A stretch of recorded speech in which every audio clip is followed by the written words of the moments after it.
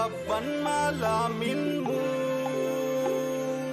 Yesu babban malaminmu. Ya ku kaunatatun cikin almasihu, yau hakika rana ce ta farin ciki da Ubangiji ya yi domin kowannenmu. Rana ce da muka dade muna ta fata da bege domin gani, kuma lallai ne daga alherin Ubangiji da amincinsa mun ga wannan babbar rana, sabuwar shekara 2025. Za mu fara sabuwar shekara nan tare da murna domin bikin Maryamu uwar Allah. Wannan biki ta dace sosai a rana ta yau, saboda manyan dalilai guda biyu. Na farko, kamar yadda kowanne rayuwar ɗan adam ke farawa a cikin mahaifar uwa, haka kuma rayuwar sabuwar shekara ga ɗan adam ta fara da Maryamu uwar Allah da kuma uwar Ikkilisiya.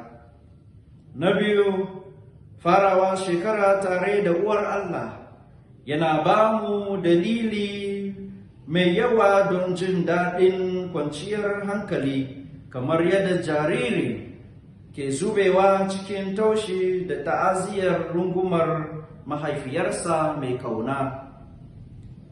Da rayuwarmu da aka damfa wa Maryamu a farkon wannan shekara, muna da tabbacin samun kariya da arzikin Ubangiji. Wannan saboda kasancewar ɗanta Yesu ne a koyaushe. Inda Yesu yake, Maryamu tana can.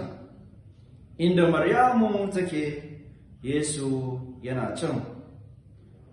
Babu wani abin tsoro yayin da muke fara sabuwar shekara. Maryamu ta tuna mana cewa ɗanta Yesu zai kasance tare da mu kullum, kamar yadda ya yi alkawari. Kowace sabuwar shekara har yanzu ita ce kuma ko da yaushe shekarar Ubangiji. Don haka ‘yan uwana kaɗa mu ji tsoro. Bugu da kari, sabuwar shekara ba kawai game da farin ciki kadai ba ne, zarafi ne mana domin tuba da sabon mafari.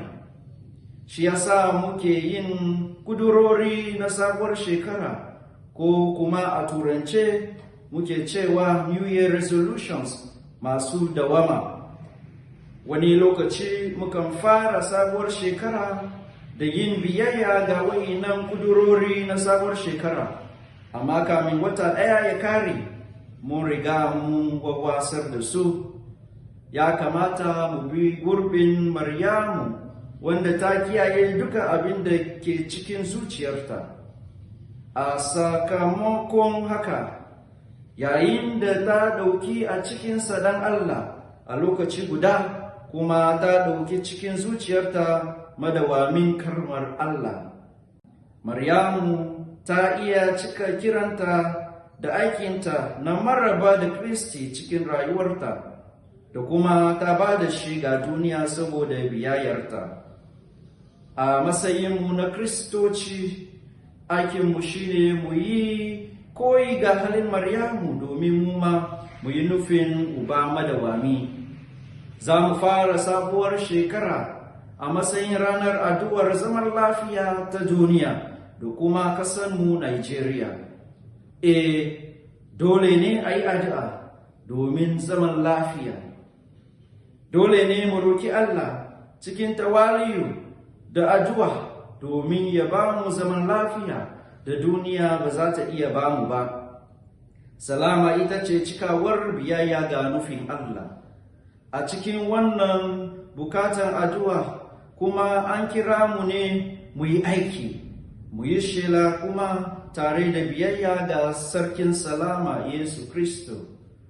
An haife shi a Baitalami, amma kuma dole ne a ci gaba da haifuwarsa a cikin zukatanmu yayin da muke maraba da shi a cikin kowane misa.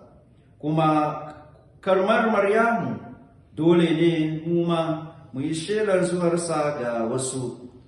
Yayin da muka fara wannan sabuwar shekara, bari Ubangiji Allah ya sa muku albarka, Uba da Ɗa da Ruhu mai sarki.